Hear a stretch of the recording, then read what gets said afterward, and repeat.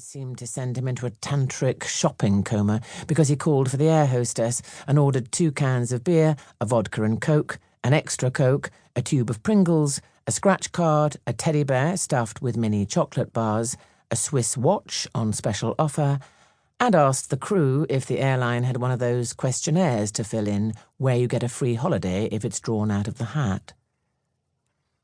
The tanned military man pushed the teddy bear into my face and said, "That'll cheer you up if nothing will," as if the bear was a handkerchief with glass eyes sewn on it.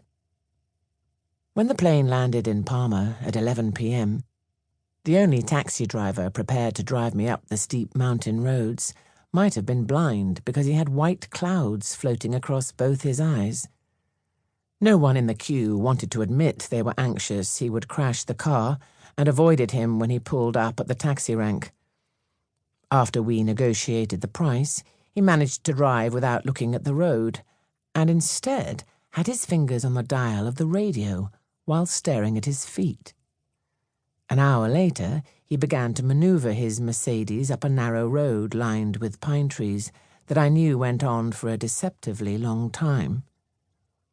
He managed to get halfway up, and then suddenly shouted, "No! No! No!" and abruptly stopped the car. For the first time all spring, I wanted to laugh.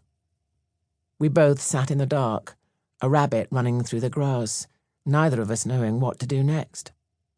In the end, I gave him a generous tip for driving so dangerously and started the long walk up the dark path that I vaguely remembered led to the hotel.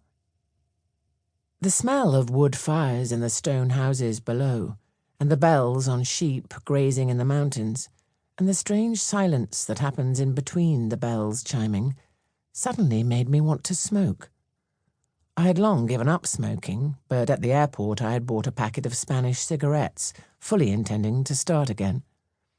I sat down on a damp rock under a tree that was a little way off the path, pushed my laptop between my shins, and lit up under the stars.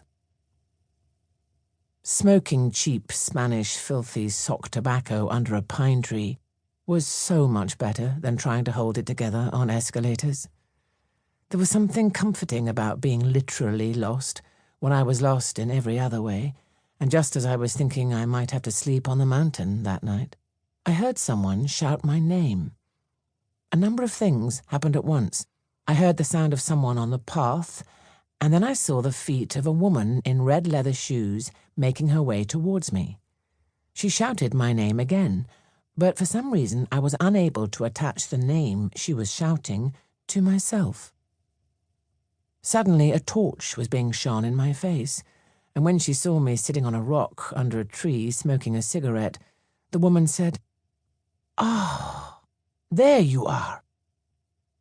The woman's face was shockingly pale, and I wondered if she was mad. But then I remembered I was the mad one because she was trying to get me off my rock on the edge of a mountain, dressed for the beach on a night when the temperature had fallen to below freezing. "I saw you walking into the forest.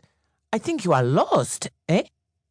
I nodded, but must have looked confused because she said, "I am Maria." Maria was the owner of the hotel, and she looked much older and sadder than the last time we met. She probably thought the same about me. "Hello, Maria." I stood up. "Thank you for coming to find me."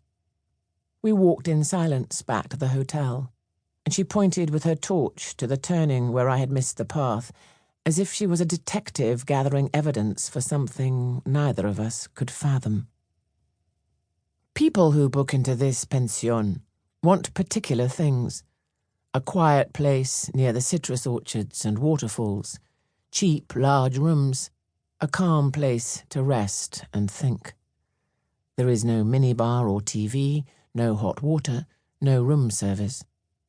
Never advertised in tourist guides, word of mouth alone made sure it was always full in season. The first time I stayed here was in my early 20s, when I was writing my first novel on a Smith Corona typewriter, which I carried in a pillowcase. Then in my late 30s when I was in love and carrying what was called a luggable computer.